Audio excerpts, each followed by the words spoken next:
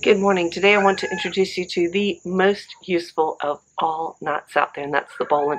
Originally I had planned for today to give you a look at Pride of Palatka and take you along with me on their certificate of inspection trip, but alas, we had to put that off because we have a couple more things on the punch list before we can do that certificate of inspection.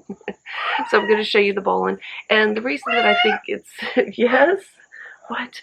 The reason that I think it's important to do it in this format is I've looked at some of the apps on the phone for tying the bowline and tying other knots, and what happens is they're kind of impersonal. They're not actually talking you through it, and so there's nothing attached to your brain to help you remember why you're doing the things in that order. And so that's what I'm going to attempt to do today with help from my friend, is attempt to run you through and give you some reasons to remember the different parts of the bowline so that you can remember. Because if you learn how to tie any knot at all, this is the one knot. And I see that everything is fogging up because it is so humid outside today. It is so humid.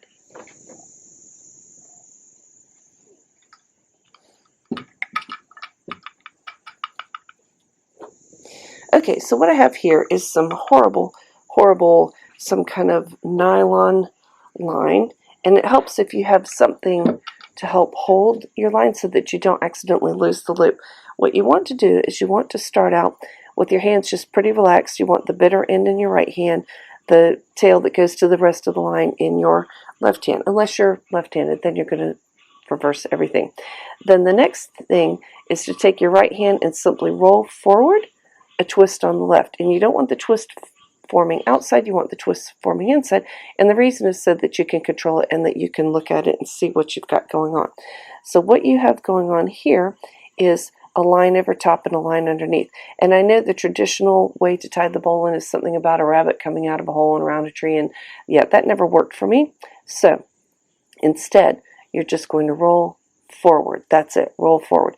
And if you look at this line is on top and the bottom is like that. If I came up out of here, that doesn't make any friction, and pretty much what a knot's all about is making that friction. So instead, you're going to drop this line down, the bitter end, and that's going to create that friction right there that's going to make the bowline hold. The next thing is super simple. You go around this standing end. You can go to the left, you can go to the right. It doesn't matter at all. I tend to go to the left direction. And then all knots, as you know, finish kind of nicely with two ends parallel. So you bring this up. You've got two ends parallel, you hold here and drop your hand there and pull. And you end up with a bowline. That's it. I'll do it again, just for good measure. So the reason for putting around something, and as a child I always used either my foot or my knee or a winch. I don't have a winch here at home, so just going to use my water bottle.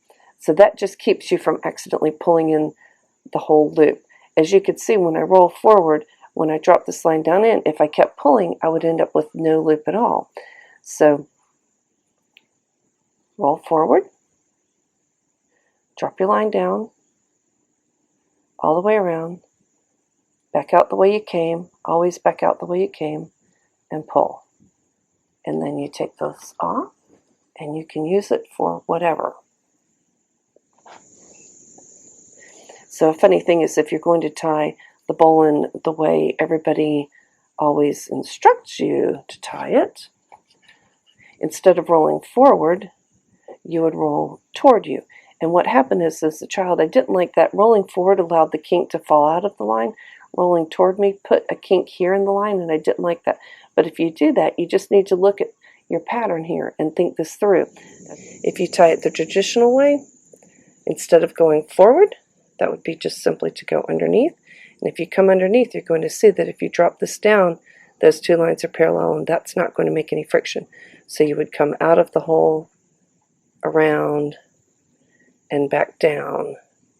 Grab those with one hand, this hand drops, and there you go. So the main thing is, in the beginning, make a loop. And then once you make the loop, analyze, is this a loop where I need to come up or go down? And you're going to be looking for not making something come parallel in the beginning, because that's not going to put any friction. So this will be a down. You know you've got to go all the way around this standing in, and then the last part is simply the two lines go parallel, you hang on to them, your hand drops and you pull. And that's it. Easy peasy. Thanks for watching. I hope you enjoyed that. I hope that this will help you finally remember how to tie a bowline, because like I said, it's the most important knot. So please like, share, subscribe, and I should have that Pride of Palatka second look coming up sometime in the next month or so. Hope, thumbs crossed, because we are ready to get that boat going. Thanks for watching. Bye.